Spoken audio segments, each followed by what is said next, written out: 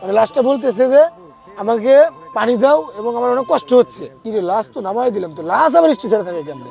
এই ঠান্ডা আবহাওয়াটা যাওয়ার পরেই ঠিক 10 মিনিট পর মানে আমার কান দিয়ে এরকম কেউ মানে হাত রাখছে, পুরো এই জায়গাটা মানে এই কানটা মানে একদম পুরো মানে অবশ হয়ে গেছে। এটা তো 15 বছর অ্যাম্বুলেন্স চালাই। প্রথমে যে ঘটনাটা ঘটছে, তো আমি যাচ্ছিলাম হচ্ছে আপনার চাঁপাইনবাবগঞ্জ, তখন আমি আমার দেশের গাড়ি চালাই। তো ওইখানে আমাদের খাজানি ছিল মেডিকেলেই, তো ওখান থেকে একটা লাশ নিয়ে আমি যাবো হচ্ছে চাঁপাইনবাবগঞ্জ। 10:30টার দিকে মানে লোকটা লাশটা আমার গাড়ি তুলছি। লাশ আমার গাড়িতে তোলার পরে আমি আপনার প্রায় 20 কিলো 30 কিলো গেছি। 30 কিলো যাওয়ার পরে একদম মানে নিস্তব মানে নির্জন রাস্তাতে যাচ্ছি। লাশটা তোলার পরেই আমার মনে হচ্ছিল যে একটা কিছু হবে। আমি আল্লাহ নাম ভরসা করে যাইতেছিলাম। এখন লাশের সাথে যে লোকগুলো ছিল আমি ওনাদেরকে বললাম যে দেখেন আপনারা সবাই একটু মানে সরাসরি পড়েন, আপনারা তো মুরগি মানুষ, আপনারা আপনাদের জানা আছে ভালো, তো আপনি একটু দোকান পড়েন, আপনারা কান্নাকাটি করেন না, ঠিক আছে? ওনারা অবশ্যই মানে ওনাদের ওই লোকটা মারা যাওয়াতে ওনারা অনেক ক্লান্ত হয়ে গেছে। লাস্টটা নিচে হচ্ছে আমাদের এনায়েতপুর খাজা ইউনুস আলী মেডিকেল থেকে, এবং আমি আমার মানে আমার বাড়ি ওইখানে। লাস্টটা আমি নিয়ে যাচ্ছিলাম, যাওয়ার পর 30 কিলো যাওয়ার পরে আমার গাড়িটা হঠাৎ করে বন্ধ হয়ে গেছে। আমি ভাবলাম হয়তো বা যে গাড়ি যে কোনো প্রবলেম থাকতেই পারে, স্বাভাবিক। আমি আমার নিজের মানে ইয়াতে ট্রাই করলাম যে দেখলাম না, গাড়ি স্টার্ট নেওয়ার পরে আমি আবার গাড়ি টান দিয়েছি। দেওয়ার পরে আমি প্রায় 60 কিলো 65 কিলো যাওয়ার পরে আমার মানে চোখে প্রচুর পরিমাণ ঘুম আসতেছে, অথচ আমি কিন্তু আমার চোখে কিন্তু ঘুম নাই। মানে আগেই থেকেই মানে একটা ইঙ্গিত মানে পাইছিলাম যে মানে যেহেতু লাস্টটা গোসল করাই নাই। আর এরকম মানে অধিকাংশ টাইমই হয় যদি মানে গোসল না করে যদি কখনো যদি একটা লাশ যদি গাড়িতে মানে অ্যাম্বুলেন্সে নেওয়া যায়, তখনই ওই লাশটা মানে মানে খিদেবি হয়, মানে অনেক খিদেবি করে। আমি আমার সাথে একটা হেল্পার নিয়েছি, যেহেতু লং রাস্তা আমার হেল্পার লাগবেই। 60 কিলো গেছে যাওয়ার পরে আমার চোখে অনেক ঘুম আসতেছে। আসার পরে আমি মানে এ পরিমাণ ঘুম চলে আসছে, মানে আমি কিছু মানে মানে ইয়া করতে পারতেছি না, মানে কন্ট্রোল করতে পারতেছি না। চাটা খেয়ে আবার গাড়ি টান দিয়েছি। গাড়ি টান দেওয়ার পরে এখানে আপনার মানে আমি প্রায় 1 ঘন্টা গাড়ি চালাইছি। 1 ঘন্টা গাড়ি চালানোর পরে মানে আমার গাড়িতে যে যাত্রীগুলো ছিল মানে ডেড বডি যে লোকজন ছিল তারা ঘুমিয়ে গেছে, এবং কি তাদেরকে আমি মানে নিষেধ করছি যে আপনারা ঘুমায়েন না, আপনারা একটু জাগান্ত থাকেন বা আপনারা একটু দোকানমা পড়েন, যাতে মানে লাস্টটা ভালোভাবে বাড়িতে পৌঁছায়। ওনারা শিখের কাছে ঠিক আছে ভাই, আমরা দোকানমা পড়তেছি, ঠিক আছে। তো এরপর আমি পুরো 1 ঘন্টা গাড়ি চালানোর পরে আমার গাড়ির হেডলাইটটা আস্তে আস্তে মানে আলো কমে আসতেছে। আমার সাথে হেল্পার ছিল, সেও মানে ঘুমিয়ে গেছে আর কি। এতে আমি বুঝলাম যে মানে আমার সাথে কিছু হবে। তো আমি মানে অতটুকু মানে ইয়া না করে আমি আমার মতো আমার গতিতে আমি গাড়ি চালাইতেছি। আজকে 1.5 ঘন্টা পরে মানে ফাঁকা রাস্তা 12:30 বাজে এরকম অনুভব করতেছি যে আমার মানে আমার সাথে কিছু হবে, এরকম একটা কিছু। তো যেহেতু লাস্টটা গোসল করানো হয়নি আরো, তো আমি এরকম মানে কিছু ভাবতে ভাবতে ভাবতে ভাবতে আমার চোখে আর আবার ঘুম চলে আসছে। মানে ঘুম আসতে পারে স্বাভাবিক, যেহেতু রাত অনেক হয়েছে। আমি মানে আপনার নাটোর রাস্তায় ঢুকছি। ঢোকার পরে ওখানে আপনার কি মাঝে মাঝে কিছু মানে আপনার একটা বিট আছে আর কি, মানে ওই বিটগুলো মেরে দিচ্ছি মানে ঘুমের ভিতরে। মেরে দেওয়ার পরে মানে আমার গাড়ির যে পিছনে মানে লাস্টটা ছিল মানে ব্যাকডালা শুদ্ধ মানে ই হয়ে গেছে, মানে পিছন বাইরে হয়ে গেছে। আমি গাড়ির বামে চাপাইছি। চাপানোর পরে আমি নাইমে দেখলাম যে আমার গাড়ির লাস্টটা ঠিক আছে কিনা। তো আমি দেখলাম যে না, লাস্ট ঠিকই আছে, লাস্ট যেখানে থাকার কথা ওখানেই আছে, কিন্তু মানে একটু মানে নড়ে পড়ছে আর কি, মানে যেখানে ছিল ওইখান থেকে হালকা একটু মানে নড়ছে আর কি। লাস্টের সাথে যে লোকগুলো ছিল ওনারা মানে চেতন পাইছিল। চেতন পাওয়ার পর আমি ওনাদেরকে বললাম যে দেখেন আপনাদেরকে নিষেধ করলাম যে আপনারা ঘুমাইন না, আপনারা তার সাথে ওখানে ঘুমাইলেন। তো এরকমভাবে যাই হোক ওনাদের সাথে বকাবকি করার পরে ওনাদের অনেক কথা বলার পরে আমি আবার গাড়ি টানতেছি। টানার পরে পাক্কা মনে করেন যে রাত বাজে তখন কত ধরেন 2:30 থেকে 3টা বাজে এরকম। আমি অলরেডি মনে করেন যে নাটোর পার হয়ে গেছি, অলরেডি রাজশাহী লাইনে ঢুকছি। রাজশাহী লাইনে ঢোকার পরে আমি নাটোর পার হয়ে গেছি। ঢোকার পরে এখন মানে ঠান্ডা একটা অনুভূতি, মানে ঠান্ডা একটা হাওয়া আমার শরীর মানে বয়ে গেল। এই ঠান্ডা আবহাওয়াটা যাওয়ার পরেই ঠিক 10 মিনিট পর মানে আমার কান দিয়ে এরকম কেউ মানে হাত রাখছে, পিছন থেকে এরকম ভাই হাত রাখছে। তো আমি হয়তো ভাবছি বা ডেড বডির লোকজন বা হয়তো আমাকে ডাকতেছে। পিছন থেকে আমি হালকা এভাবে গাড়িটা ঘুরেছি।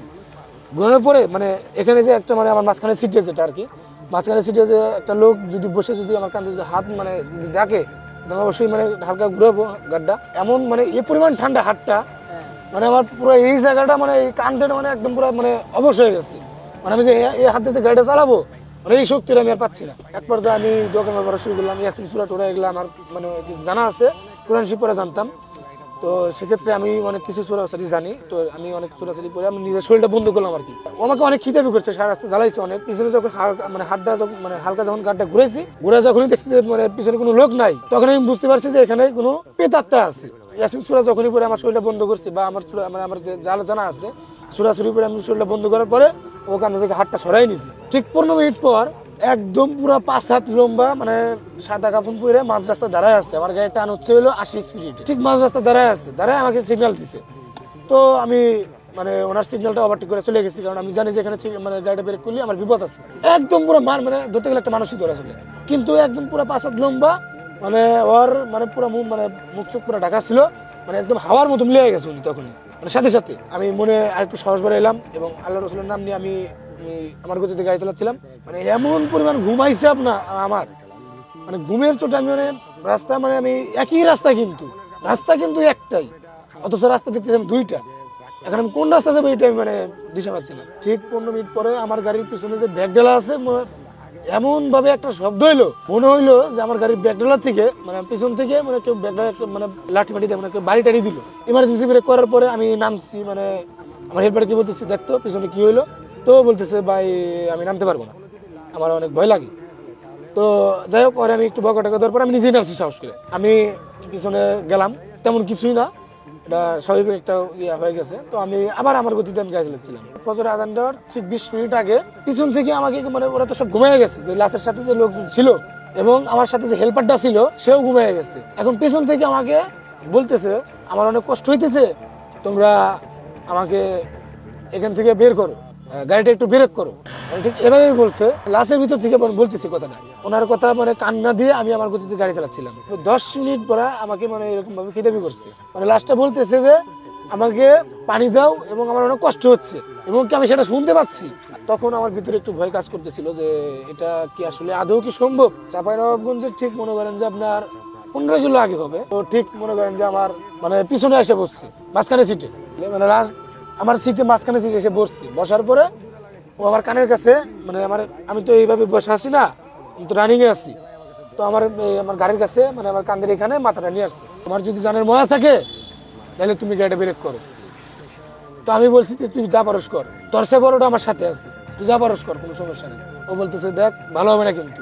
আমি বললাম তুই যা, তোর যা মনে চায় তুই কর, আমার সাথে সমস্যা নেই। মানে আমার সাথে একটা মানে যেটা জিন আছে, মানে ভালো জিন যেটা বলে আর কি, আমার সাথে যেটা আছে অল টাইম আমার সাথে, এখন পর্যন্ত আমার সাথে আছে। আমি মনে মনে আমার হুজুরকে আমি ডাকতেছি, আমার হুজুরকে আমি হাজির করছি।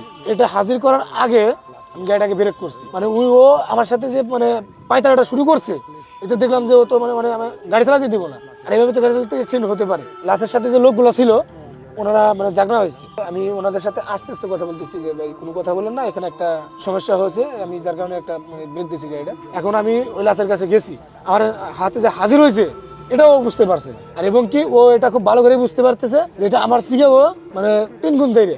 আধা ঘন্টার মতো ওর সাথে আমি লড়াই করছি। লড়ার পরে আধা ঘন্টা পর ও চলে গেছে। ফজর আইন দিল, তা আমি লাসের লোকজনকে বললাম যে দেখেন আপনারা একটু নামাজ টামাজ, আমি নামাজ পড়ি, বা আপনারা একটু নামাজ টামাজ পড়ে এরপরে গাড়িটা টান দিই। কয় ভাই আমরা যদি নামাজ পড়তে যাই লাসের কাছে থাকবে কি? আমি বললাম যে লাসের কাছে আমার হেল্পার থাকবে, কোনো সমস্যা নাই, আপনারা চলেন আমরা একটু নামাজ পড়ে আস। তো ওনারা বলতেছে আচ্ছা ঠিক আছে চলেন আমরা নামাজটা পড়ে আস। মহিলা ছিল, ঠিক বললাম যে আন্টি আপনি এই যে মাঝখানের সিটে এখানে বসে থাকেন, আপনার হেল্পার আছে, সমস্যা নাই।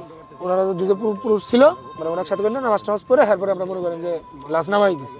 যখন গাড়িটা ঘুরাবো অলরেডি মানে মাথা ঘুরাইছি, গাড়ি ঘুরানোর পরে আমি যখন এক্সেলারেটর পাড়া দিছি, তবে ওই জায়গায় গাড়ি ফাঁসার কোনো অপশন নাই। ধরতে গেলে পাকা রাস্তায় ইঞ্জিন শব্দ করে, মানে গাড়ি আর গেল, তাহলে এটা করার মানেটা কি? তা আমি যে জায়গায় লাশটা নামাইছি ঠিক তার পাশেই হচ্ছে একটা কালী মন্দির, মানে ওই জায়গাটা এক পর্যায়ে খারাপ, মানে ওইখানে প্রেতাত্মাদের বাস। আমি যে জায়গায় লাশটা নামাইছি ওই এরিয়াটা জুড়েই, মানে লাশের বাড়ির সাথেই একটা বারজুম আছে, ওই বারজুমে নাকি ওই প্রেতাত্মা থাকে, মানে খারাপ জিনটিন থাকে আর কি। আমি এলাকার লোকের কাছে শুনতে পাইলাম, ওনাদের ওরা প্রথম মাথায় না ঢুকাই আমি আমার মতো করে গাড়ি ঘোরাচ্ছিলাম। ঘোরানোর পরে এখন আমি মানে লুকিং গ্লাসে দেখতেছি, এখানকার মাঝখানে লুকিং গ্লাসটা দিয়ে দেখতেছি যে আমার স্টেশনে একটু বসা আছে। লাশ তো নামাই দিলাম, তো লাশ আমার স্টেশনে থাকে। আমি এটা মানে প্রথমত একবার দেখছি, দেখার পরে আমি দ্বিতীয়বার এই লুকিং গ্লাসে তাকাইনি, কি জন্য? আমি তো লাশ নামাই দিছি, তাই না? লাশ নামাই দিলে এখন এই লাশ আমার গাড়িতে থাকে কেমনি? ওটা পাত্তা না দিয়ে আমি আমার মতো করে গাড়িটা ঘুরাচ্ছিলাম, কারণ আমি জানি যে কিছুক্ষণ আগে ওর সাথে লড়াই করা হয়েছে। এরকম মনে হচ্ছে আমার গাড়িটা একদম আটকে গেছে, গাড়িটা সামনেও যায় না পিছনেও যায় না। গাড়ি বন্ধ করলাম, বন্ধ করার পরে আমি আমার যেসব জানা আছে আর কি, তো আমি ওগুলা কাজে লাগাইলাম। ইয়াসিন সুরা টুরা আর কি, এগুলা আমি পুরা টুরা প্রথমত আমি লাশের লোকের ডাক দিছি ডাক দেওয়ার পরে আমি বলছি এক গ্লাস পানি নিয়ে আসেন। আমি ওই পানিটা একদম মানে পরা পানি যেটা বলে আর কি, এক পর্যায়ে মনে করেন যে আমি ওই বোরের পাতার যে পানিটা ওটা আমি পুরো গাড়িতে ছিটাই দিছি। তারপরে মনে করেন যে আর কি মানে ওটা চলে গেছে, তারপরে আমার মানে প্রবলেম করে নেই আর কি।